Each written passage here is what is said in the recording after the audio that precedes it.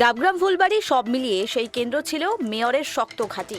এরপর থেকেই জল্পনা, তিনি কি আবার পুরনো ঘাঁটিতে ফিরবেন নাকি নজর থাকবে শিলিগুড়িতে। ফুলবাড়ির মঞ্চ থেকে অবশেষে স্পষ্ট বার্তা দিলেন গৌতম দেব। ডাবগ্রাম ফুলবাড়ি থেকে আর লড়বেন না তিনি।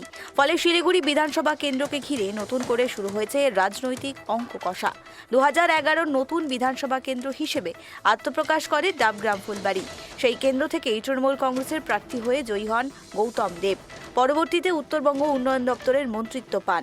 2016 সালে একই কেন্দ্র থেকে জয় হয়ে পর্যটন দপ্তরের দায়িত্ব সামলান তিনি। কিন্তু 2021 সালে বদলে যায় সমীকরণ। ওই কেন্দ্রে জয়ী হন বিজেপি প্রার্থী শিখা চ্যাটার্জি। তারপর থেকেই শুরু হয় জল্পনা, আগামী নির্বাচনে কি আবার পুরনো ঘাঁটিতে ফিরবেন গৌতম দেব।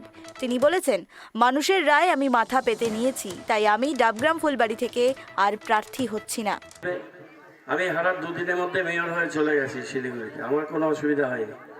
অসুবিধা হচ্ছে ডাবগ্রাম ফুলবাড়ির মানুষ, তাদের প্রতি আমার শ্রদ্ধা ভালোবাসা আছে। আমি আর ডাবগ্রাম ফুলবাড়িতে দাঁড়াচ্ছি না, আমি প্রকাশ্যেই বলে গেলাম আপনাদের কাছে, আমি আর দাঁড়াচ্ছি না ডাবগ্রাম ফুলবাড়িতে। কিন্তু সময় সুযোগ হলে আমি কিছু কাজ আপনাদের জন্য করব।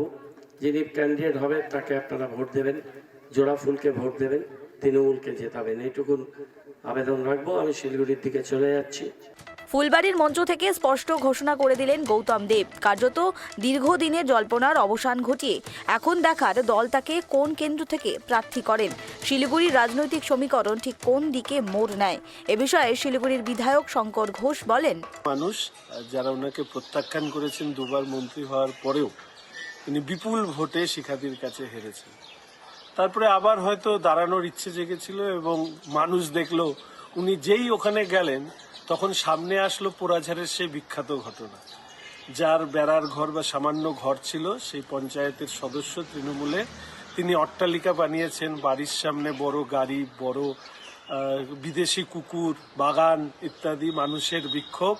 পঞ্চায়েতের সদস্য মনে হয় পরবর্তীকালে হসপিটালে ভর্তি, গ্রেপ্তার ইত্যাদি হয়েছে। ফলে এইসব দেখে আবার বুঝেছেন যে আবার ওখানে গিয়ে ওনাকে ডুবতে হবে। ফলে ডুববেন যখন, তিনি হয়তো শিলিগুড়িতেই নির্বাচনে ডুববেন বলে মনস্থির করেছেন। ফলে কোথায় দাঁড়াবেন উনি, সেটা ওনাদের পার্টির ব্যক্তিগত বিষয়। গৌতম দেবের এই ঘোষণার পর উত্তরবঙ্গের রাজনীতিতে নতুন করে জোর চর্চা শুরু হয়েছে। আগামী বিধানসভা নির্বাচনের আগে কি রূপ নেয় শিলিগুড়ির রাজনীতি, সেটাই এখন দেখার।